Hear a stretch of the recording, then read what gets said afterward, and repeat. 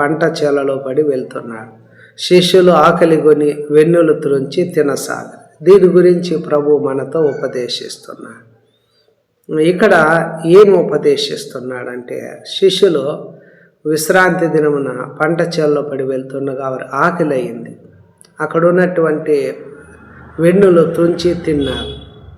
పరిసయ్యులు ఆ విషయాన్ని యేసు దగ్గర తీసుకొచ్చి ఖండిస్తున్నారు. అయ్యా, ఇదిగో విశ్రాంతి దినమున చేయకూడనిది ఎందుకు నీ శిష్యులు చేస్తున్నారు అనే విషయాన్ని యేసు ప్రభు ముందర ఉంచుతున్నారు. అది తప్పుగా వారు ఏం చేస్తున్నారంటే ఆడ ఖండిస్తున్నారు.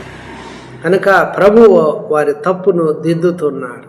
ఏమంటున్నాడంటే, తానును తనతో కూడా ఉన్నవారు ఆకలి కొని ఉండగా దావీదు చేసిన దాన్ని గూర్చి మీరు చదవలేదా?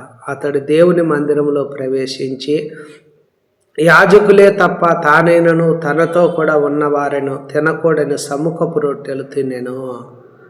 యాజకులు విశ్రాంతి దినమున దేవాలయములో విశ్రాంతి దినమును ఉల్లంఘించి నిర్దోషులై ఉన్నారని మీరు ధర్మశాస్త్రమందు చదవలేదా అనే విషయాన్ని ప్రభు చెప్తున్నాడు. కనుక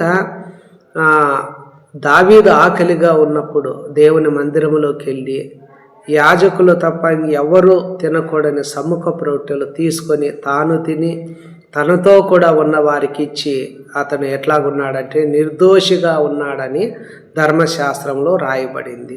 కనుక ఈ మాటలు మనకి ఎంతవరకు ఉపయోగం అంటే, దేవాలయం కంటే గొప్పవాడు మన మధ్యలో ఉన్నాడు.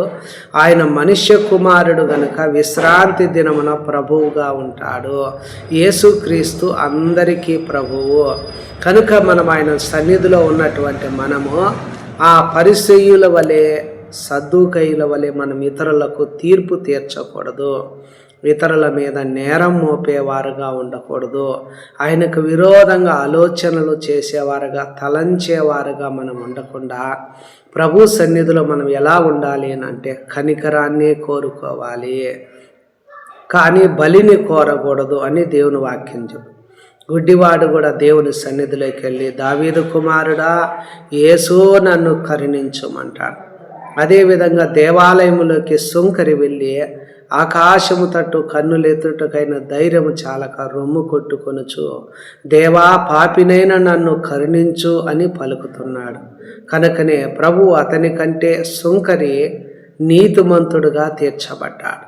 కనుక ప్రభు సన్నిధిలో మనం వెళ్ళినప్పుడు దేవా నన్ను కరుణించుము, ప్రభువా నాకు సహాయం చేయమంటే ప్రభు కనికరించేవాడు.